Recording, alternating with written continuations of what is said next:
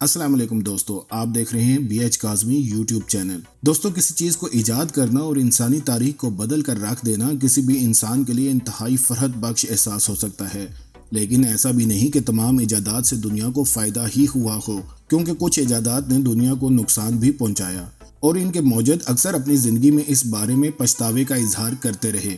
آج ہم 4 ایسی ایجادات کا ذکر کر رہے ہیں جنہوں نے دنیا میں تباہی مچائی اور ان ایجادات کے موجد پچھتاوے کا شکار رہے۔ Number 1، Robert Oppenheimer, atom bomb کے موجد۔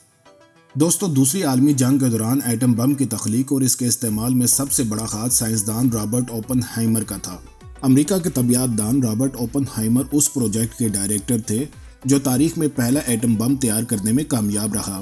جاپان کے شہر ہیروشیما اور ناگاساکی پر ایٹم بم گرانے سے پہلے 16 جولائی سن 1945 کو نیو میکسیکو کے ایک ریگستان میں اس کا تجربہ کیا گیا اور اس آپریشن کو ٹرینیٹی کا نام دیا گیا تھا۔ ایک اندازے کے مطابق ہیروشیما اور ناگاساکی پر ایٹم بم حملے میں 1.5 سے 2.5 لاکھ افراد ہلاک ہوئے تھے۔ کرشماتی مگر ایک پیچیدہ شخصیت کے مالک رابرٹ اوپن ہائمر نے اپنے آپ کو ایٹمی ذرات، الیکٹران، پروٹون، زیٹرون اور شعاؤں کے توانائی بخش عمل کا مطالعہ کرنے کے لیے وقف کر رکھا تھا، لیکن ان برسوں میں دنیا میں جاری جنگی تنازعات کی وجہ سے ان کی پیشہ ورانہ زندگی نے ایک اور رخ اختیار کر لیا۔ مشہور زمانہ سائنسدان البرٹ آئنسٹائن نے اس وقت کے امریکی صدر فرینکلن روزویلٹ کو ایک خط لکھا جس میں انہوں نے امریکی صدر کو نازیوں کے ایٹم بم بنانے کے خطرے کے بارے میں آگاہ کیا، جس کے بعد امریکہ میں حکومتی سطح پر ایٹمی ہتھیار بنانا ترجیح بن گئی۔ ایٹمی ہتھیار بنانے کے سارے عمل کی سربراہی اوپن ہائمر نے کی اور فوری طور پر قدرتی یورینیم سے یورینیم 235 الگ کرنے اور بم بنانے کے لیے اس کی مقدار کا تعین کرنے کا عمل کا آغاز کیا۔ اوپن ہائمر کو انتہائی اہم ذمہ داری سونپی گئی تھی۔ ایٹم بم کے ڈیزائن کے حوالے سے اور اس کے استعمال سے متعلق اہم فیصلوں میں ان کا کردار اہم تھا۔ اس کے علاوہ وہ اس کمیٹی کا بھی حصہ تھے جس میں یہ فیصلہ کیا گیا کہ ان بموں کو کہاں گرایا جائے گا۔ لیکن اس کے بعد کئی موقعوں پر اوپن ہائمر نے ہیروشیما اور ناگاساکی میں ہزاروں افراد کے مرنے پر گہرے دکھ کا اظہار کیا، حتیٰ کہ بم دھماکے کے 2 ماہ بعد وہ اپنے عہدے سے مستعفی ہو گئے۔ اس کے علاوہ انہوں نے ہائیڈروجن بم کی تیاری کی بھی سخت مخالفت کی، لیکن ان کی کوششیں ناکام رہیں۔ اپنے متنازع بیانات کی وجہ سے ان کی سیکیورٹی واپس لے لی گئی اور آخر کار انہیں حاصل سیاسی اثر و رسوخ بھی چھین لیا گیا، لیکن اس کے باوجود اوپن ہائمر کو ہمیشہ ایٹم بم کے موجد کے طور پر ہی یاد رکھا جائے گا۔ نمبر 2، کلاشنکوف کے موجد میخائیل کلاشنکوف۔ دوستو، میخائیل کلاشنکوف کی خودکار رائفل کلاشنکوف کرۂ ارض کی مشہور ترین رائفل ہے۔ اس رائفل کو درجنوں ممالک کی فوجیں استعمال کر رہی ہیں۔ میخائیل کلاشنکوف کو سن 1938 میں ریڈ آرمی میں شامل کیا گیا۔ وہ اسلحے کے ڈیزائن میں ماہر تھے اور اس لیے ان کو روسی ٹینک ریجمنٹ میں اسلحے میں بہتری کی ڈیوٹی سونپی گئی۔ سن 1947 میں میخائیل کلاشنکوف نے AK-47 نامی یہ مشین گن تیار کی جسے سوویت اور روس سمیت دنیا بھر کی کئی فوجوں نے استعمال کیا۔ کلاشنکوف دنیا بھر میں انقلاب کی علامت بھی بنی اور انگولا سے لے کر ویتنام اور الجیریا سے لے کر افغانستان تک اسے استعمال کیا گیا۔ یہ دنیا میں سب سے زیادہ استعمال ہونے والی رائفل بن گئی اور اندازوں کے مطابق ایٹم بم کے مقابلے میں اس سے ہونے والی اموات کی تعداد کہیں زیادہ ہے۔ میخائیل کلاشنکوف نے اپنی زندگی میں بہت سے کم موقعوں پر اپنی اس ایجاد کے بارے میں افسوس کا اظہار کیا، تاہم اپنی موت سے کچھ عرصہ پہلے انہوں نے اعتراف کیا تھا کہ وہ اذیت ناک روحانی درد میں ہیں۔ میخائیل کلاشنکوف کی موت کے بعد روسی میڈیا پر منظر عام پر آنے والے اپنے ایک خط میں انہوں نے اعتراف کیا تھا کہ وہ اس رائفل سے ہونے والی لاکھوں اموات کی ذمہ داری محسوس کرتے ہیں۔ انہوں نے یہ خط اپنی زندگی میں روس کے ایک دقیانوسی چرچ کے سربراہ کو لکھا تھا۔ اس خط کے الفاظ کچھ یوں تھے: میرا روحانی درد ناقابل برداشت ہے۔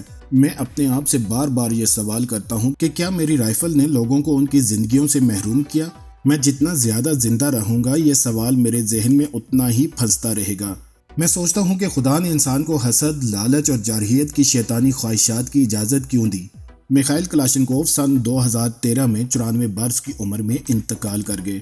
نمبر 3، آرتھر گیلسٹن اور ایجنٹ اورنج۔ دوستو، امریکی ماہر حیاتیات اور طبیعیات آرتھر گیلسٹن نے کبھی یہ نہیں سوچا تھا کہ وہ کوئی ایسی چیز بنا رہے ہیں جسے بطور ہتھیار استعمال کیا جا سکتا ہے۔ وہ پودوں کے ہارمونز اور ان کی نشو و نما پر روشنی کے اثرات پر تحقیق کرتے تھے۔ انہوں نے پودوں کی نشو و نما کے لیے ٹرائیڈو بینزوئک نامی تیزاب کا تجربہ کیا۔ انہوں نے دریافت کیا کہ یہ جزو سویابین کے پھولوں کی نشو و نما بڑھا سکتا ہے، تاہم انہوں نے خبردار کیا کہ اس کے زیادہ استعمال سے پودے اپنے پتوں سے محروم ہو سکتے ہیں۔ لیکن گیلسٹن کے یہ نتائج صرف پودوں کی دنیا تک ہی محدود نہیں تھے۔